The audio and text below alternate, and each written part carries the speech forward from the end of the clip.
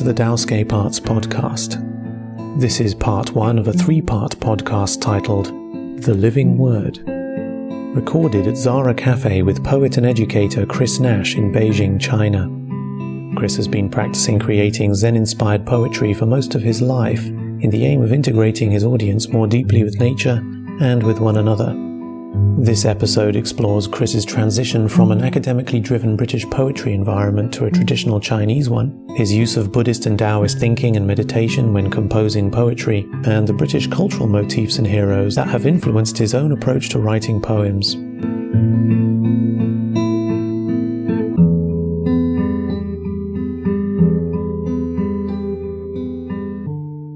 So thanks, Chris, for to joining me here today. We are in Zarah Cafe in the center of Beijing in the Drum Tower area, is that right? Gulo. Yeah. And maybe you can share with us a bit of your background, how you came to poetry, and maybe some steps leading up to that.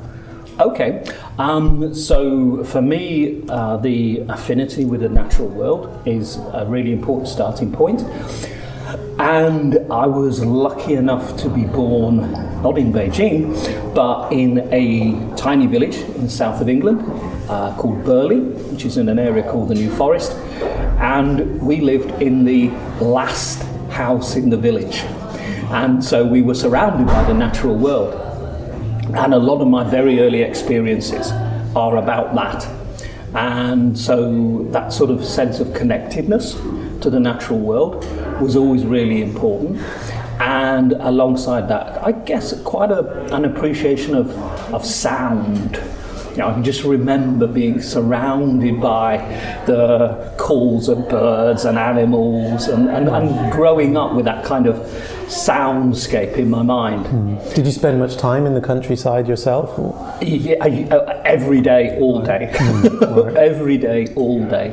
But interestingly, what happened then was that at the age of 5, my dad, who worked for Rolls-Royce, got a job up in Derby, and I was transrooted, lifted out of this very natural environment and put in a grim industrial northern environment. And actually, I think that that's where the poetry really comes from, because it was language. It was like being bilingual almost. So I'd grown up with these sort of very soft southern rhythms that everybody in my family used all the time. And now I was having to adjust to a completely different type of voice and accent and dialect. And I can remember actually the first day coming out of my house, needing to go to school, and seeing a bunch of boys and saying, how do I go to blah, blah, blah school? And them saying, hey, it's down Twitchell, lad, just follow us, right? And having this shock that I actually didn't understand what these boys were saying. So I had to learn a new language, and that was at the age of 5 or 6. And I think, I think poetry is about that. It's about that hyper-awareness of language and what it does. And I think incidents like that actually contributed to, making poetry important to me. Interesting. And so so you got into poetry before you arrived at university. I mean, I think you said you studied literature at Cambridge, is that right? Yeah, so the journey to poetry started, I can tell you exactly when it started. Okay, so year 9, 14 years old, and I'm going to my English lesson, and my normal English teacher is not there. We got a substitute English teacher, and the substitute English teacher is quite young and quite trendy and quite modern, and instead of our normal lesson of copying something or some grammar errors, up comes a poem by E.E. Cummings, Anyone Lived in a Pretty How Town, which is this complete radical reworking of language. No full stops, no capital letters. And it's got this amazing music to it, which just gripped me. And I don't know why. I still really can't say why. It was the right thing at the right time, in the right place. And it just gave me a feeling, which probably built on everything else that happened to me, that you could do really amazing things with language. Language was something you could play with, you could change, and you could adapt to communicate in different ways. So I think that was the sort of root of me feeling that I wanted to do stuff with language. And then, of course, I started to write. The next big event was becoming the lyricist for a punk band, believe it or not. Yeah. So that was 16, so we're talking about 1977, and every teenager has to be in a band. It's kind of compulsory these days. Punk was the music of the time, and so a group of my friends who couldn't play a note, couldn't play an instrument, got together. At first, I wanted to be the synth player.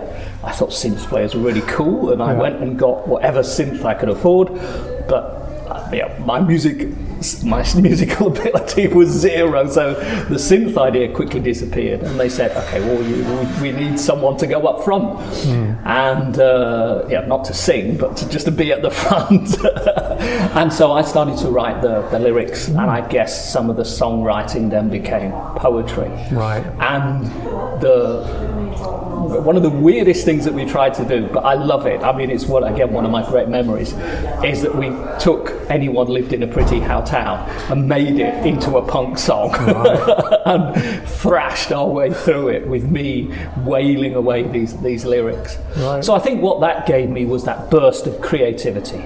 That was what it was about. It was about energy and creativity, and the feeling that there was something that had to be communicated. So all of those sort of formed the poetry stuff. And then, yes, I went down to interview at Cambridge. I wanted to read literature, and this surreal event happened where I ended up talking to the master who interviewed me about his poetry, and him asking about my poetry, and the two of us having this wonderful afternoon where we just whiled away the time talking about our respective poetry. So that gave me, if you like, some sort of official blessing that poetry was a good thing. And so you stayed on at Cambridge, you completed a master's there, or? I was offered the master's, and your listeners might or might not know that actually at Cambridge you get a free master's. Oh. Yeah, if you graduate with 2-1 or above, then you're automatically eligible for master's status. I have to tell your listeners, I never claimed mine. Oh, really? Too cool for that. Well, to tell you the truth, and I have to be careful who hears this, but actually my experiences with poetry and with Cambridge were actually quite negative at the end. So all the way through my study there, I was kind of dedicated to poetry, and in particular at that time, I was deeply immersed in the poetry of Ted Hughes. I talked about nature, and Ted Hughes, fine nature poet. And so at the end of my degree, I had to do my thesis. So I went along and I said, look, I want to do my thesis about Ted Hughes. I'd even tentatively contacted him. He was living in Devon at that time. He was running a farm. He was a farmer. And I'd kind of tentatively made some arrangements to go and interview him. And to cut a long story short, I was refused permission.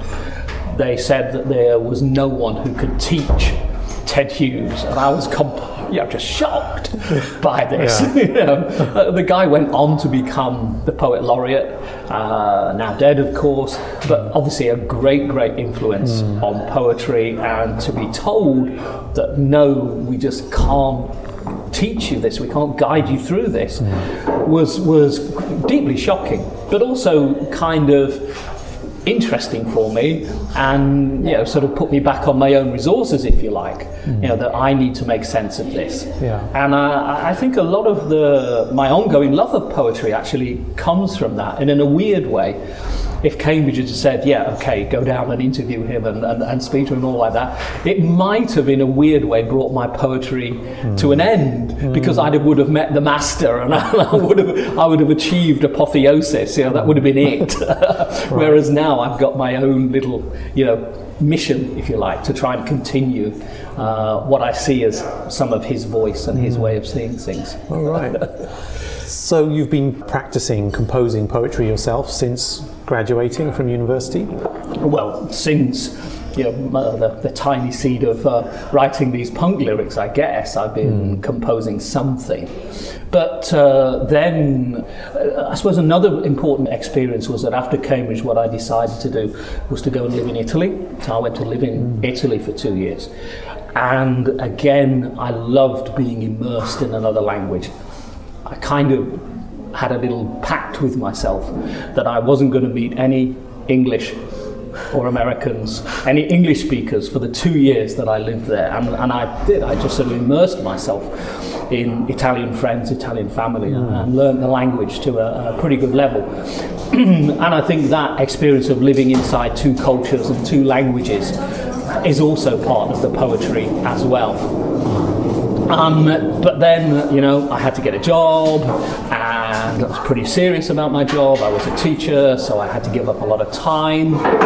And in a weird kind of way, because I was teaching poetry all the time, I kind of stopped writing it. Right. I became someone who every day was sharing poetry or literature with 14, 15, 16-year-olds.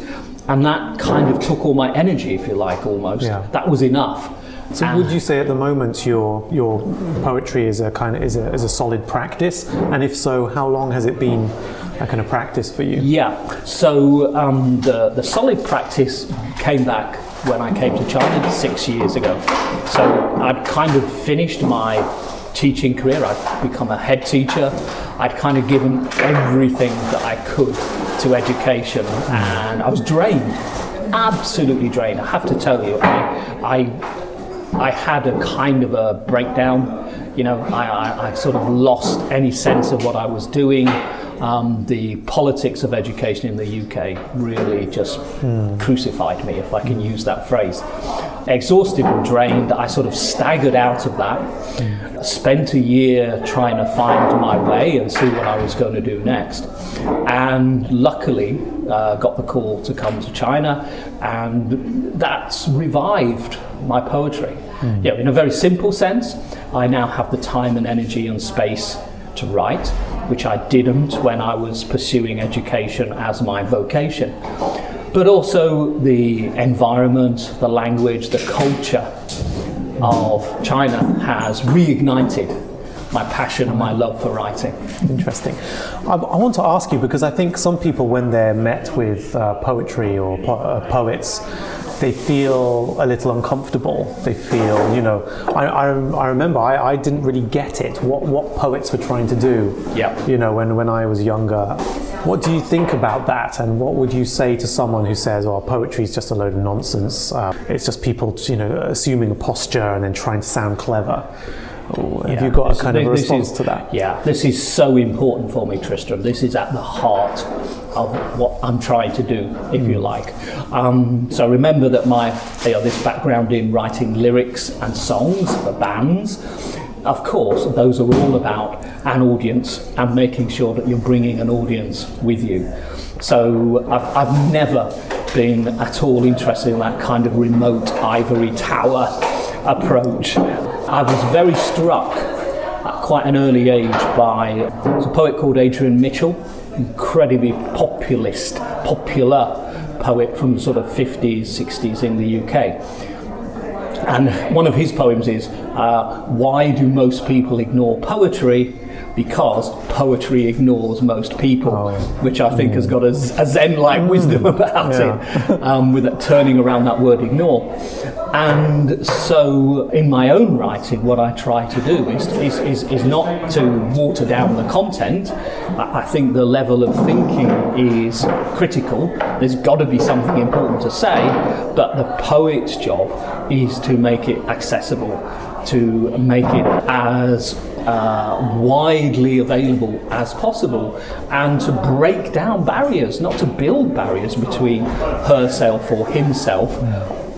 I guess one of the reasons I'm doing this podcast now is because I hope it's part of reaching out and involving people and sharing with people.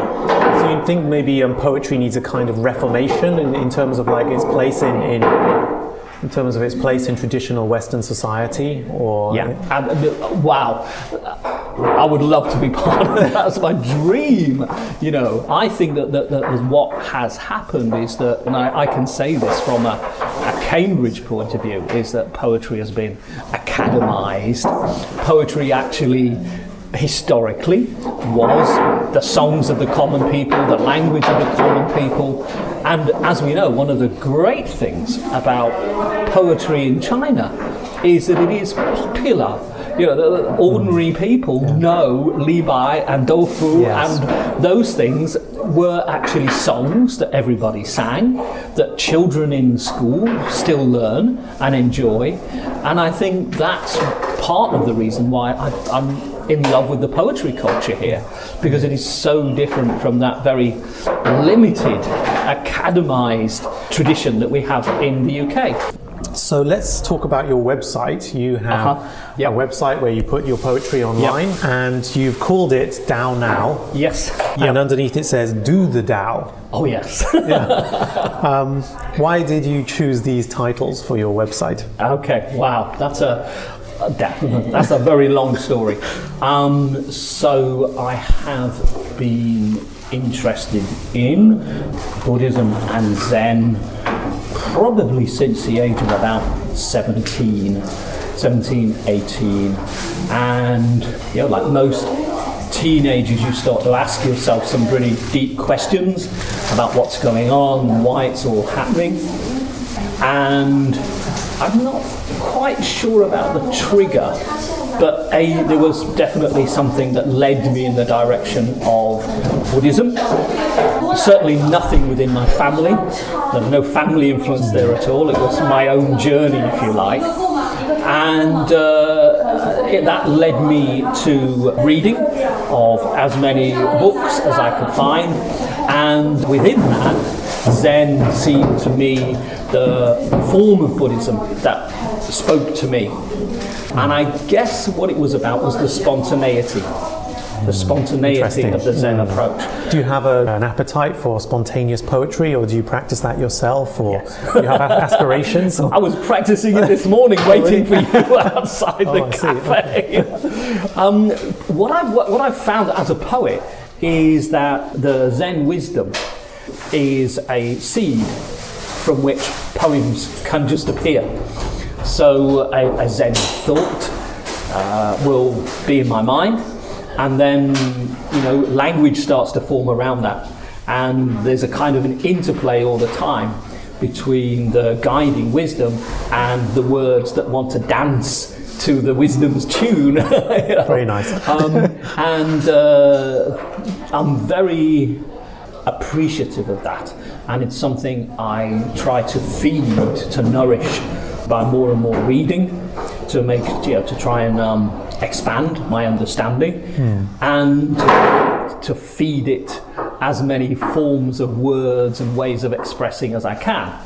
But I'm also, back to our previous question, deeply aware that can be a very esoteric journey, which like coming back to that thing of accessibility. Exactly. And so one of the things again that attracts me to sort of Zen is that it is accessible.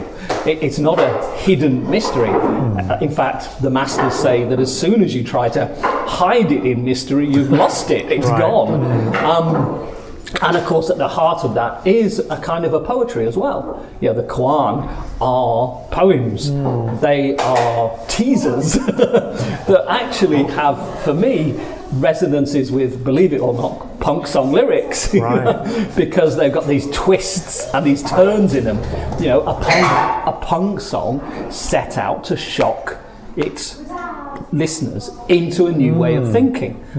What does Zen koans do? Exactly the same thing. Interesting. And so that's where I think we can keep the thinking accessible, and through poetry. And I'm not saying I've managed to do it yet, but working out all the time, trying to find that combination of the expression of wisdom in a way that could be shared as widely as possible.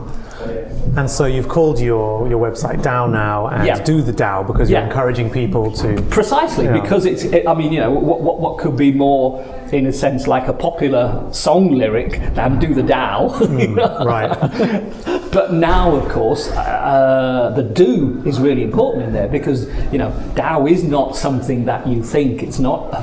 It's a life. It's a way of living. Right. You flow. You move with the Dao, and so Do the Dao. It seemed to me expressed that, and I guess as well. I mean, this is just a thought that's formulating in my mind, but poems have a rhythm, a music, a movement. We could call that a form of Dao, and I guess I hope that as people listen or read the poems, they will be doing the Dao, that somehow the Dao life will come out of the page and give them some guidance while they're reading. So your intention is to create some harmony? Is that pretentious? I'm sorry if it's pretentious. Might sound a bit. So your intention is to kind of create some harmony through your poetry? Is that? The music is really important to me. That's because I love music, but also because I think, or I hope, that that's the real communication. That actually, underneath the words, it's the music that enters people's lives. And what I feel about all great writers is that whatever they're saying on the surface, underneath it is a harmony, a composition, rhythm, melody. When you say music, in terms of poetry, what aspects are you really referring to? You mean the tone or the cadence or the... just the whole composition, the way it fits together, so that the words themselves are just a surface, but behind it is a symphony, if you like, which is moving the minds of people as they hear it, and I think their bodies as well. One of the things that deeply frustrates me about the academization of poetry is that it's become a written experience which we only share through reading. Right. And I think that is, in many ways, the death of poetry. It becomes quite a dry, abstract exercise, and I want poetry to be out there. I want it to be performed. I want people to dance to poetry. That's Isn't this like in maybe ancient India and places? This poetry had this different kind of status. Well, I mean, of course, another deep love that I think we both share are these ancient cultures, where the performance, where the word had a very different meaning and status than we've given it. This very, if I can use the word, desiccated, dried out, the book, the book in the word. It's the living word, isn't it? What these cultures had was the living word. Maybe because books were less widely available, perhaps literacy wasn't as widespread, and so people actually shared an experience through a storyteller or a poet, words and songs, and that's something that interests me, and something that I've tried to do since I've been here in China by being part of the ASPZ poetry community. And last time I read for them, I was so happy that afterwards one of the audience came up and said, I wanted to dance when I was listening to your poem. Amazing. I didn't feel that I could. I wasn't sure if it was the right thing to do. I said, next time, just get up and dance. Wow. So it's there. It's there. What do you think about, for example, Lao Tzu talks about transcending words and getting it too attached to words and the forms of words, and that relationship maybe to our sense of self, giving ourselves a definition of who I am, an identity, an ego. How do you work with that with your poetry? Because it's very easy to become this egotistical artist, poet. Do you have some way of working with that yourself? Okay, so one of the things that attracted me very early on to Buddhism, and I'm not going to pronounce this right, so do excuse me, those of you who know this, but there is a practice called Chod, C-H-O-D, And Chod is the practice of destruction of the self, basically. It's a way of getting rid of identity and ego. And I guess what kind of attracted me to this... Sorry, is this a Buddhist practice? Yes, a Buddhist practice, yeah. A very esoteric practice, I have to say, not part of mainstream Buddhism in any way, but as a form of meditation, you literally destroy yourself. Yep. So you sit in meditation and you practice the destruction of your own ego and identity. Wow. Okay, so it's pretty extreme for a 16-year-old. Oh, you started at 16. Yeah. Could you say something about the origin of where did you find out about this practice, or is it part of a specific tradition from a certain country? I think it comes from the Tibetan line of Buddhism, and possibly has some connections with the ancient roots of religion in Tibet, which I think are called Bon. It's the animism. Very ancient spiritual ideas. But, I've never formally practiced it, but, and again, I can only say that in a weird way, it has a crossover with the punk idea of nihilism. So at the same time, I was listening to a lot of punk music, which is nihilistic. Yeah, and so this was kind of for me a sort of a positive nihilism, because I think one of the dangers of Eastern religions is that they have this sort of nihilism. Right. That you are destroying yourself, you're destroying the ego. But what's left afterwards? Yeah, the emptiness, right? Yeah, the emptiness. Whereas this, it seemed to me, was a way of embracing that destruction of ego, destruction of self, but at the same time coming out of it with a very positive energy. And that has deeply influenced my poetic practice, because when I write poetry, I religiously, if I can use that word, avoid writing from any authorial position. So one thing I've noticed is that the vast majority of poetry is written by an I, and will very often describe the experiences, the moods of the poet as she or he experiences certain things. In my poetry, I always write from the point of view of a subject rather than myself. So I try to take on an identity. The root of that, apart from Buddhism, is Ted Hughes, who was able to do this because of his own immersion in nature. But he never made the leap into the persona, if you like. There's a very famous poem of his called The Thought Fox, where he writes about the fox entering his mind. So he's the writer, the fox comes in, and he joins with the fox. That's a kind of very romantic idea. It's from romanticism, romantic poetry. But I'd like to think that I've gone a stage further, and I am completely dissolved into whatever it is that I'm writing about. So to give you an example, right now I am writing a series of poems called Is This Goodbye? And these poems are all about species at risk of extinction. So what I try to do in each one of the poems is to step inside the animal or the species that is at risk of extinction, and to be them, express their situation. Right, to channel their spirit almost. Which brings me to a bit of shamanistic. Tristan, you are absolutely right. That's exactly what it is. Because the other thing that attracted me back to age 16 was the idea of the shaman who could dissolve the barriers between worlds. And I spent a lot of time researching shamanistic practices, and Ted Hughes believed in and wrote from these shamanistic positions as well.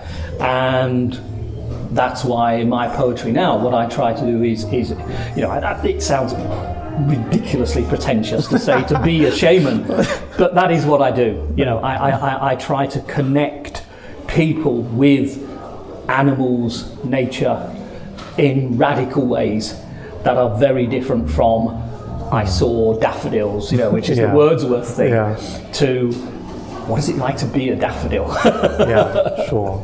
And why I'm doing that? Obviously, it's driven by the Buddhism and the denial of ego, or the reduction of ego. But to be absolutely quite honest, I think it's what we need right now with the eco-emergency that we're in. I think that unless we as humans can make genuine connections with the natural world around us, it's gonna go. We're gonna wake up one day and it will not be there anymore. And I don't know where that will leave us.